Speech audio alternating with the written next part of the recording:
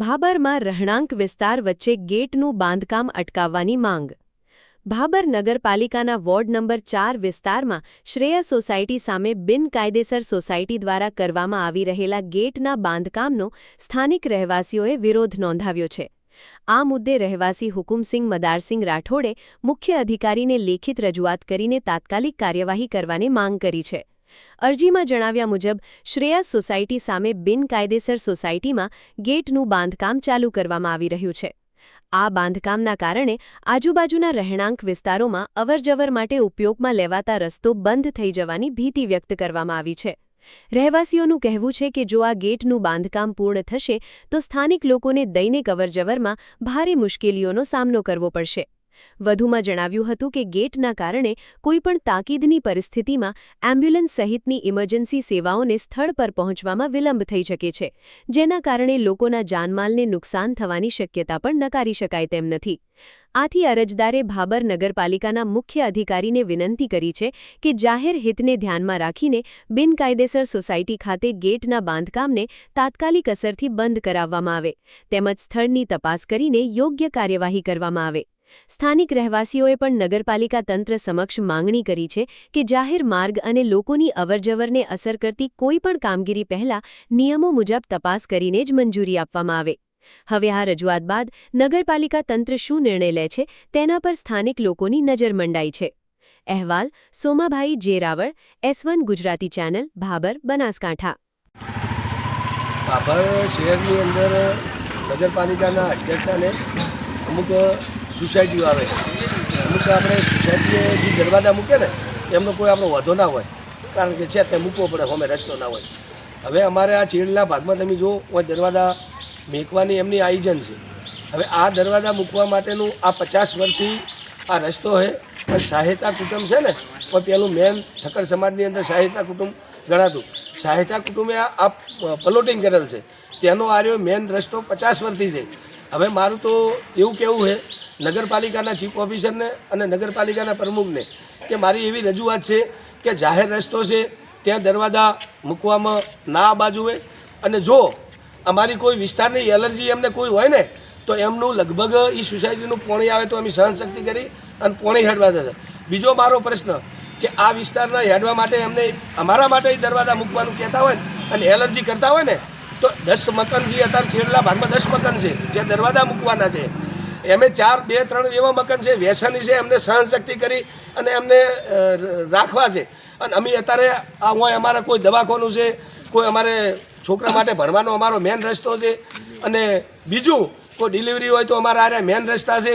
અને આ દરવાજા જો કદાચ મૂકશે ને તો આ હોય દરવાજો એક મૂકે પેલી વાત મૂકે ને તો પહેલી તકલીફ કરે છે કે હર્ષદભાઈ ઠક્કર હોય વચમાં રહેશે ને એમને 2 કિટનું કેન્સલ છે, 2 કિટનું અત્યારે 25% એમનું જીવન છે, અને દરવાજા મૂકીને કોઈ 108માં એમને લઈ જવાના છે ને તો એમના કારણે મૃત્યુ થાય એવી મને અત્યારે આત્મા મારો કહે છે। એટલે મારે ચીફ ઓફિસરને નગરપાલિકાના જે બોડીને મારી એક રજૂઆત છે અને મામલતદાર સાહેબને રજૂઆત છે કે તાત્કાલિક આ દરવાજા ના બનવા જોઈએ। જો કદાચ એમના તાકાતથી કે એમના જોરથી બનાવતા હશે તો કદાચ મધ્યમ વર્ગના કોઈ માણસ અત્યારે કનેક્શન લેવું હોય ને તો એમને દંડ કરવામાં આવે છે, એમને પોલીસ કેસ કરવામાં આવે છે। તો આવા વ્યક્તિઓ જો પરવાનગી વગર કોઈ દરવાજા બનાવતા હોય તો એમને નોટિસ આપો, પોલીસ કેસ કરો, બધું તમારે નાના મધ્યમ વર્ગને આ કામ કરવું છે। અને મોટા જે આવા હોય કરે, જો કદાચ એમના જબરજસ્તી કે નગરપાલિકા કોઈ એક્શન નહીં લે તો અમે કોર્ટના દરવાજા ખખડાવશું, પણ કોઈ બી હિસાબે આ દરવાજો અમે નહીં મૂકવા દો એટલે નહીં જ મૂકવા દો। આવે છે અમારા છોકરાઓને સ્કૂલ જવામાં તકલીફ છે, અમારે દવાખાનામાં જવામાં તકલીફ છે, અમે ગંઢા માણસો છે, અમારે શું કરવું? આ ગેટ ના થવો જોઈએ। પાણી એમનું આવે છે તો અમે સહન કરીએ છે, બરાબર રસ્તો છે જાહેર, અને ત્યાં સાથે આ બધા ઠક્કરો ગેટ કરવામાં મોગે છે, પણ ગેટ થવો ના જોઈએ એટલી અમારી સરકાર જોડે મંજૂરી છે। આજે ભાભર નગરપાલિકામાં શાની નોટિસ આપવા આવ્યા હતા? અમે પહેલાં 2 દિવસ પહેલી અમે એક નોટિસ આપી હતી। નોટિસ એમ અમે આપવામાં આવી છે કે ભાભર શહેરની અંદર અમુક સોસાયટી હોય ને ત્યાં દરવાજા મૂકવા માટે અમારો કોઈ વાંધો હોય નહીં, પણ અમુક ભાગવત શેરીમાં એક મેન રસ્તો આવ્યો હોય કે 50 વર્ષથી એ રસ્તો છે, અને એ સોસાયટીઓના પ્લોટિંગ અને સોસાયટીઓ સહાયતા કુટુંબે પાડેલ છે. એટલે વર્ષોથી 50-60 વર્ષથી ભાગવત શેરી સૌપરા અમુક વિસ્તારો રહ્યા ને ત્યાંથી આવી અને બજારમાં ખાડીઓમાં શાકભાજી લેવા માટે હાઈવે માટે વાળો એ મેન રસ્તો છે. એના પછી અમને થોડુંક જોણવા મળ્યું છે કે કક્કડ સાહેબની હોમે ભાગવત શેરીઓમાં એક દરવાજો મોટો ત્યાં મૂકવામાં 10 ઘર છે તે મૂકવામાં આયોજન કરેલા. એની પછી અમારી બાજુ ટોટલ 2 દરવાજા મૂકવાની આયોજન કરે છે. તો મારે એમને એવું કહેવું છે કે અમે ભાગવત શેરીમાં જે વિસ્તારવાળા રહે છે અમે એમની કેટલી સિક્યુરિટી કરો છો કે અમે રાતે 12 વાગે અમને કોઈ તકલીફ પડે તો અમે ત્યાંથી અમારો રસ્તો છે અમે નીકળ્યા છો. રાતે હું 3 વાગે હોટલે જાઉં તો એ રસ્તામાંથી નીકળું છું કે એમને કોઈ તકલીફ ના હોય. પણ એમને અમારી આટલી બધી એલર્જી છે તો એમની સોસાયટીમાં 2-3 જણા જે અમુક વ્યક્તિઓ રહેશે તો એવા વ્યસની છે તો વ્યસની રહેશે એમનું સોસાયટીવાળા 10 ઘરને એમને સહનશક્તિ કરવી છે. તો મારું એક ચીફ ઓફિસરને નગરપાલિકાના પ્રમુખને અને એમને બોડીને કે આ તાત્કાલિક દરવાજો ના બનવો જોઈએ. જો કદાચ છે ને તમે એમને નોટિસ આપો, દરવાજા બનવાની ના પાડો અને જો કદાચ એવું બનવાની દાદાગીરીથી કોશિશથી કરશે ને તો અમુક તમે વિસ્તારની અંદર તમારે કોઈ ગટરની પાઇપલાઇન લેવી હોય કે નાના મોટું ખોદકામ કરવું હોય તો તમે મધ્યમ વર્ગના માણસોને તમે નોટિસો આપો છો, પોલીસ કેસ કરો છો. આ તો આખો લગભગ 25-30 લાખનો આખો રોડ આખો વિકાસ તોડે છે અને મોટા મોટા દરવાજા. તો એમની કેટલી દાદાગીરી, જો દાદાગીરી કરીને દરવાજો બનાવવાની કોશિશ કરે તો એમને તમે નોટિસ આપો, નોટિસથી ના મળે તો કોઈ પોલીસ કેસ કરો. આવો કોઈ મધ્યમ વર્ગના માણસોએ કોઈ કર્યું હોત તો તાત્કાલિક એક્શન લો.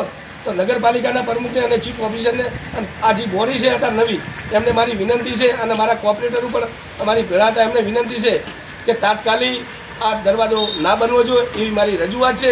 હા, કોઈ સોસાયટી હોય તો કોઈ અમારો વધો નથી પણ આ 50 વર્ષનો જાહેર રસ્તો છે તો આ દરવાજો ના બનવો જોઈએ એવી મારી રજૂઆત છે.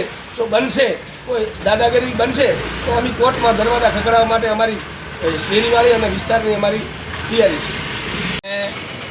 એક સમાજ અને એક થઈને રહીએ છીએ વર્ષોથી ભાભર જૂનાની અંદર, ભાગવત શેરીની અંદર. અને આ શેરી છે કોઈ સોસાયટી નથી જ્યાં અમારા બાળકો હેડવાનો પણ રસ્તો એક છે, આબાનો પણ રસ્તો એક છે. અમારે દવાખાનાની અંદર કોઈને લઈ જવું હોય તાત્કાલિક તો ઝડપી રસ્તેથી અમે જઈએ છીએ, બરાબર. અને અમારો એ રસ્તાની અંદર કોઈને પણ અમારો કોઈ પ્રોબ્લેમ થયો નથી. અમારો આજ સુધી કોઈ ચોરીનો બનાવ કે કોઈ ઝઘડાનો બનાવ એ શેરીમાં નથી થયો.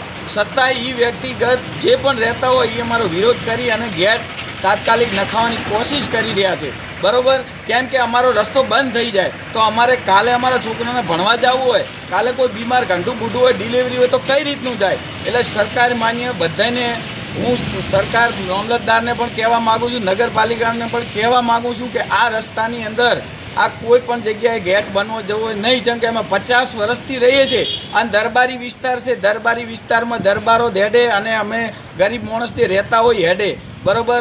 તો અમારી મતલબ પ્રોસેસ કરી અને એ રહી અમારો જ બંધો કરીને રસ્તો લોક કરવા માગે છે. એટલે સરકાર માન્ય અને બધાને હું દિલથી કહું છું કે આ રસ્તા વચ્ચે ગેટ થવો જોઈએ નહીં. જેમ કે અમારે પ્રોબ્લેમ છે, એમને કોઈ પ્રોબ્લેમ નથી. જો આનું તાત્કાલિક કોઈ નગરપાલિકા કે કોઈ એક્શન નહીં લે તો અમે અમદાવાદ સુધી, કોર્ટ સુધી જશું. જેમ કે અમારા છોકરાની જિંદગીનો હેડવાનો, બીમારીની દવાખાને જવાનો સવાલ છે. ભારત માતા કી જય.